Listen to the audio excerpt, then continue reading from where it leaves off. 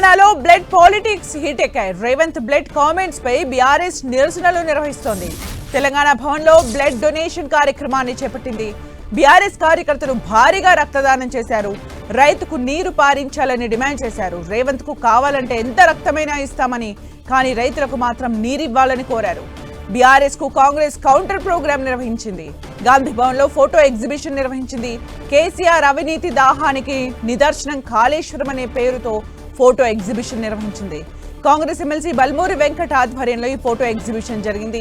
BRS నేతలు కాళేశ్వరం పేరుతో ప్రజాధనాన్ని దోచుకున్నారని, 20,000 కోట్ల అంచనాలతో మొదలైన ప్రాజెక్టును 2 లక్షల కోట్లకు చేర్చారని ఆరోపించారు.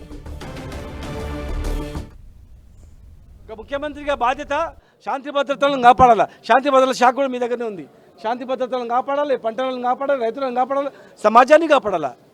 ముఖ్యమంత్రి అంటే ఒక రాజు లాంటి వ్యక్తి. నాశనం కోరుకోడు, విధ్వంసాన్ని కోరుకోడు. రాష్ట్రాన్ని పరిపాలించే వ్యక్తి సుభిక్షాన్ని కోరుకుంటాడు.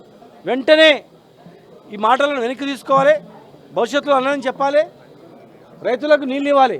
నిజంగానే మీకు రక్తమే కావాలంటే లక్షల లీటర్లు రక్తం ఇచ్చేటోళ్ళు సిద్ధంగా ఉన్నారు తెలంగాణ వాళ్ళు. పంటకు నీళ్ళు వస్తే చాలు.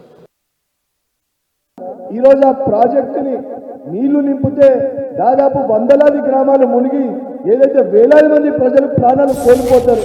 ఆ ప్రాజెక్టు కంప్లీట్గా కూలిపోతే మీకు ప్రజలు ఓట్లేదనే ఒక కోపంతో, ఒక కక్షతోటి, కుళ్ళు కుతంత్రాలతోటి ఉద్దేశపూర్వకంగా ఈరోజు ఆ ప్రాజెక్టు నింపాలని చెప్పి సాడిస్టిగా లెక్క మీరు మాట్లాడుతున్నారు.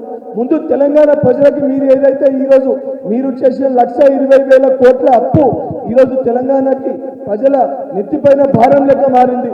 ఆ కట్టిన కాళేశ్వరం కాస్త కూలేశ్వరం అయింది.